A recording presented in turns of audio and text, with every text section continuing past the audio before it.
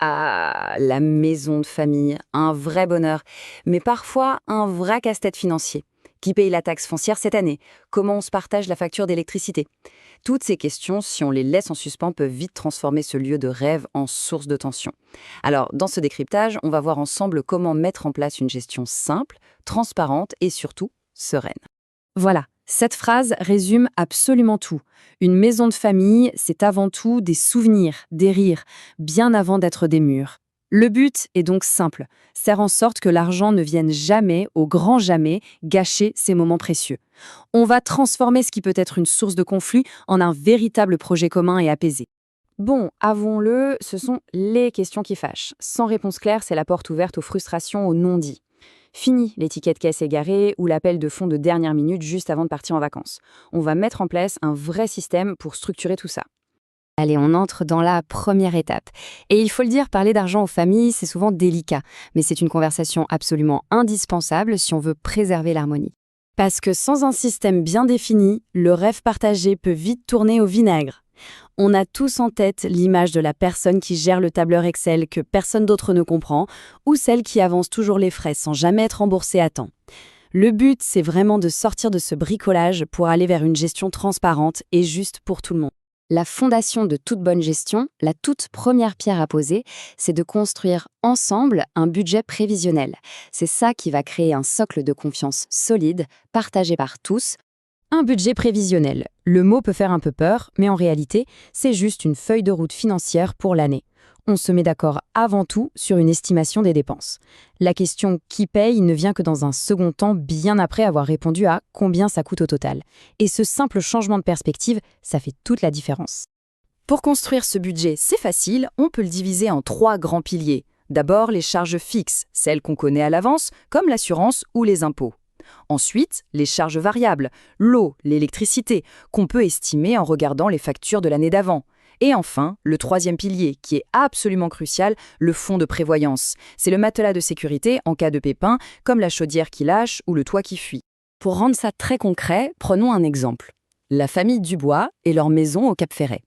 Ils se sont posés, ils ont listé toutes les dépenses prévues et ils sont arrivés à un budget annuel total de 6 000 euros. Et voilà comment ces 6 000 euros se répartissent.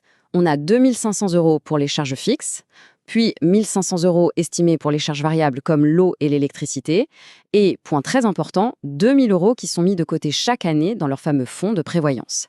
Là au moins, c'est clair, c'est visuel, tout le monde sait exactement où va l'argent.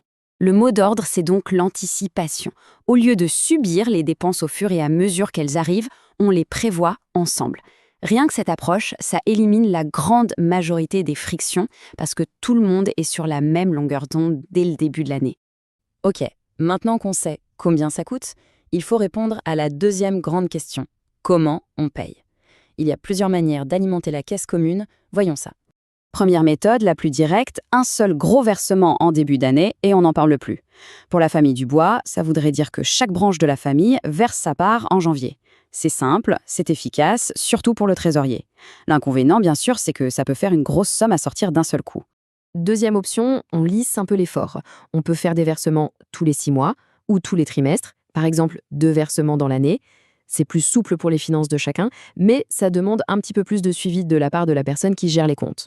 Et la troisième méthode, souvent vue comme la plus zen, le virement mensuel automatique. Pour les Dubois, ça ferait autour de 167 euros par mois. Une fois que c'est mis en place, on n'y pense plus du tout.